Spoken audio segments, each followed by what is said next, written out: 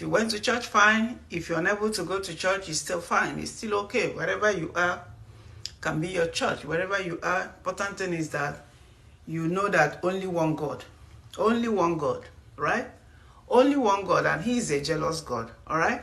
So you can worship Him anywhere you are, in your living room, in your closet, in your heart, right? That's not what I wanted to talk about this morning. What I want to discuss with us is issue of promise. Guys, promise, promise is like a ritual. If you know you cannot keep a promise, don't promise at all. Promise is like a covenant, right? It's like a covenant between you and somebody. You will come now and say, oh, I'm going to do this. The person you promise that you're going to do something, all his mind, all his hope will be on that you have promised. And at the end of the day, you will disappoint. You will renege. You will not keep to your words. Do you know what you have succeeded in doing to that person? You have inconvenienced that person. You have cost that person a lot, because he must have put his mind, his body, his soul in that which you have promised. And at the end of the day, you just leave. It's like you brought somebody out inside cold and you turn your back and you left the person. Promise happen in different sectors of life. In different ways you promise somebody. The one that we are constant about, the one that we are mostly familiar about is the one between man and woman, right? You say between boy and a girl. You see a young girl, you say, oh, I love you, I want to marry you. And then two of you get into a relationship. And at the end of the day, after the first year, the second year, the third year, I've seen a situation where 7 solid years, a girl is courting a boy. And at the end of the day, the guy turned back on her and disappointed her. Guys, how do you feel if you are in that girl's shoe? If you know you cannot marry somebody, don't promise. If you know you're not ready for a relationship, don't promise. Because you know what you have succeeded in doing? You have killed the person. You have killed the soul. Some people don't recover from that. After that, their life will never be the same. 1, they will not trust anybody again. 2, they will feel like they won't have self-worth anymore. Their morale, their ego will drop. That's what happens when somebody disappoints somebody. Because the person will be looking at herself or himself as, I'm not good enough. I'm not good enough. So that will affect the next relationship he's going to have. You may not trust that person again because of the disappointment. Relationship aside, then you come to the business aspect. You will come with sweet mouth. You go and meet this person and say, please, can you bail me out? Can you borrow me? Can you lend me this certain amount of money? Please, let's assume today is Sunday. You will say, oh, please, on Monday, because the bank is not open, because my ATM did this, because I want to travel, because there's something very important, I want to send money to my village. Oh, my mom just called me now, blah, blah, blah, blah. You will use sweet mouth and collect money from your friend or your sister or your brother. So, my people, based on all this disappointment, because why I'm telling all this long story, is because of what happened recently between somebody I know, my friend's daughter. All right? This is 2 young people. They met themselves in school, in college. Then they started relationship.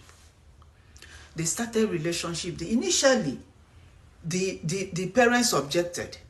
But by the time they saw that these two are inseparable, they now allowed them. After their university days, they finished, they started work. Before you know it, the guys started misbehaving. And at the end of the day, they said, well, they called off the engagement. The girl was bad. The girl was feeling bad. The parents of the girl, because they're already involved. The guy was like, after all, I did not promise you. You did not promise him. But all through these years that you were courting her, you didn't let her talk to another person. You did not. And the girl kept telling people, oh, I have somebody in my life. Oh, I'm engaged. Oh, 5 years, excuse me? You say you did not promise her to marry. You did not promise to marry her. 5 years. What are you thinking about? 5 years. So is it until 10 years before you promise? So this brings me to the advice I want to give to our young girls. See, if you have a relationship, if a guy says he likes you, if you like the person, accept. But keep that person on one side. If you, as you're going your life journey, if you meet another person, and that person say, I like you, and you like that person, keep that person on the side. Be smart about relationship, especially these days. Be smart about it. If you can maneuver, if you can navigate the 3 of them or the 2 of them, fine. I'm not saying go and browse internet with them. No, that's not what I'm saying. But my point is, don't put all your eggs in one basket just in case. Because these days, people know they do I love you anymore. Everything now is business. They take everything as business. Everybody, they go where you go benefit them.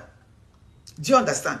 So, if somebody say, I like you, I want you to be my friend. Okay, be the person's friend. You can chat on the phone, you can call on the phone. Occasionally, if you have time, you meet in Starbucks, meet in one Mr. Biggs or whatever, McDonald's, and chat over a bottle of drink or a snack, right? Then keep the other, but be smart about it that you'll be able to manage the 2 relationships. Don't put all your eggs in one basket to avoid the story that touch. Because this thing is not funny. By the time, there's girls, you do this a lot and it's not fair. I don't get it. A guy will you be going out with a guy. The guy has not promised you.